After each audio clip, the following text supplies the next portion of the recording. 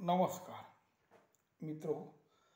भारतातल्या सगळ्या राज्य सरकारांनी व केंद्र सरकारने लाडला मतदार ही योजना काढावी, म्हणजे कुणी कुणावर रेवडी वाटपाचा आरोप करणार नाही.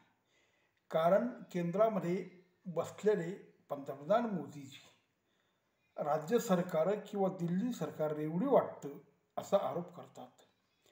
तर काँग्रेस पक्ष मोदींना तुम्ही जे लोकांना देता ती रेवडी नाही का असा प्रश्न विचारते. तेव्हा हे आरोप प्रत्यारोप, कारण आता नुकतंच महाराष्ट्रात लाडली बहीण योजना शिंदे सरकारने काढली.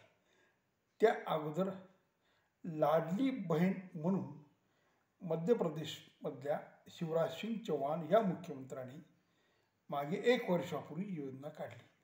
अशा योजना सगळी ठिकाणी वेगवेगळ्या पद्धतीने, तामिळनाडूपासून तर केरळ, तर उत्तर प्रदेशपासून तर पंजाब आणि दिल्ली या सगळ्या ठिकाणी या योजना मोठ्या प्रमाणात राजकीय पुढारी काढत असतात आणि त्याचा फायदा ते मतदारांना हे प्रलोभन दाखवून निवडणूक जिंकण्यासाठी वापर करत असतात.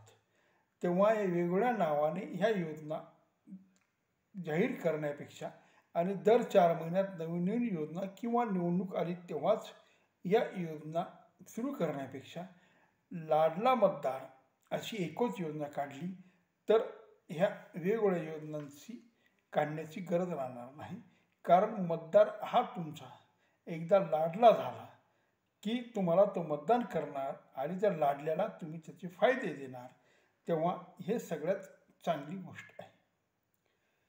एक पक्ष हिंदूंची बाजू घेतो, दुसरा मुसलमानांची बाजू घेतो, कुणी दलितांची बाजू घेते, तर कुणी वेगवेगळ्या समाजासाठी उभं राहतं. आता आरक्षण मागताना सुद्धा महाराष्ट्रात मराठासाठी आरक्षण मागितलं जाते, तर ओबीसी म्हणतात आमच्या आरक्षणामध्ये तुम्ही येऊ नये. तसंच गुजरातमध्ये मीना समाज आरक्षण मागतो, राजस्थानमध्ये जाट समाज आरक्षण मागतो आणि परत वेगवेगळ्या पद्धतीने वेगवेगळे पुढारी वेगवेगळ्या राज्यामध्ये अलग अलग जातीसाठी सतत आरक्षण मागत असतात. एक गरिबाची हाळी देतो तर दुसरा मराठा आणि ओबीसीची बाजू घेतो.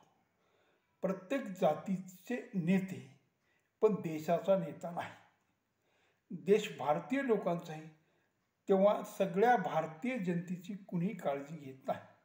अशाने सगळ्या देशात दंगली घडवायच्या, समाजात भेदभाव वाढवायचा व स्वतःची राजकीय पोळी भाजायची असा प्रयत्न आज भारतीय राजकारणात मोठ्या प्रमाणात सुरू झाला. पूर्वीही तो होता नव्हता असं नाही, पण आता त्याची तीव्रता अधिकच वाढली आणि 2024च्या निवडणुकीच्या काही दिवस अगोदर आणि निवडणुकीनंतर तर वेगवेगळे पक्ष एकदम चेकाळल्यागत झाले आणि ते समाजासाठी वेगवेगळ्या जातीसाठी रोज नवीन नवीन घोषणा करू लागले.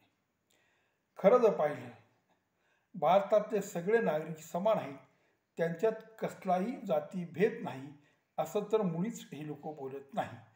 जाती नष्ट व्हाव्या किंवा जातींची तीव्रता कमी व्हावी आणि जात हा वर्ग बाजूला पडून पूर्ण देश एकसंध व्हावा, सगळे समाज एक व्हावेत यासाठी कुणी न प्रयत्न करता उलट जातीय जनगणना करा, जातींना आरक्षण द्या, जातींना विशेष सवलती द्या अशा मागण्या रोज रोज करतायत.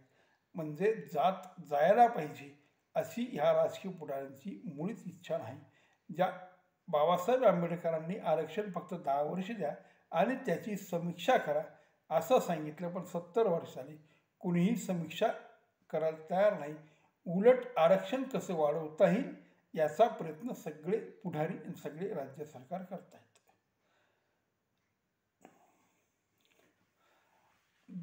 जिसकी जितनी भागीदारी उसकी उतनी हिस्सेदारी अशा पद्धतीने घोषणा सगळीकडे दिल्या जातात.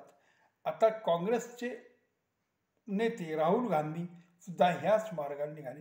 खरं तर नेहरूंपासनं त्यांचा असा एक विचार होता की जातीच्या आरक्षण विरोधी ते होतेच होते, पण ही जात लवकरात लवकर नष्ट व्हावी, तिची तीव्रता कमी व्हावी, सगळा समाज एकसंध व्हावा, सगळ्यांनी भारतीय नागरिक म्हणून उभं राहावं अशी त्यांची भूमिका होती. तेच काँग्रेस आजकाल जास्त जातीचा उदो करतो आहे. खरं तर ज्यांच्यावर अन्याय झाला, हजारो वर्षामध्ये पिटले गेले, ज्यांना उच्चवर्गीयांनी मोठ्या प्रमाणात त्यांची अवमानना केली, त्यांचा अपमान केला, त्यांना त्रास दिला आणि त्यांना विकासापासून दूर केले, याच लोकांसाठी खरं आरक्षण ठेवण्यात आले आणि ते एकदम योग्य आहे. पण ते किती वर्ष ठेवायचं?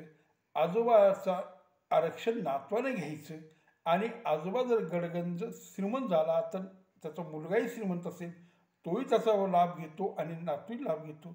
मग ज्यांना लाभ भेटला नाही ते बिचारे बहुतेक करून गरीब आणि खेड्यातले आदिवासी असतील किंवा दलित असतील किंवा वेगवेगळे असे घटक असतील की ज्यांना भारत सरकार आरक्षण देतो, त्यांच्यावर हा एक प्रकारे अन्याय होतो.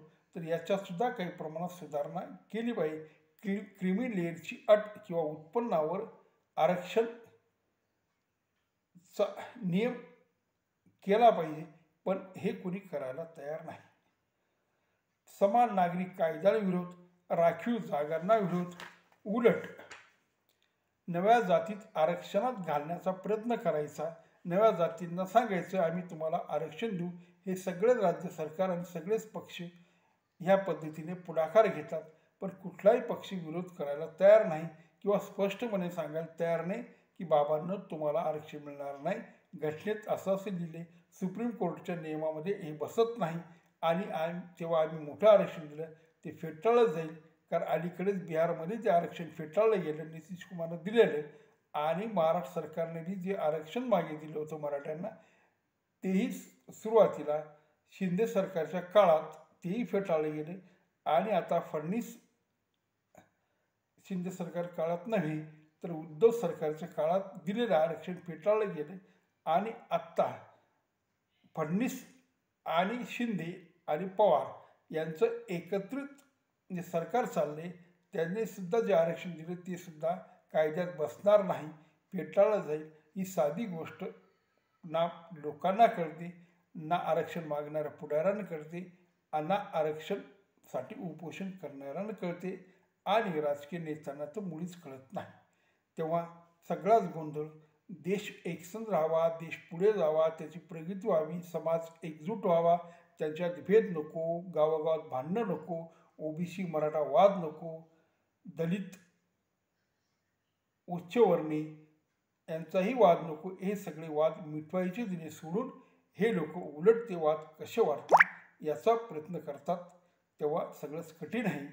तेव्हा मित्रहो, याचा सगळ्यांनी गांभीर्याने विचार करावा. नमस्कार.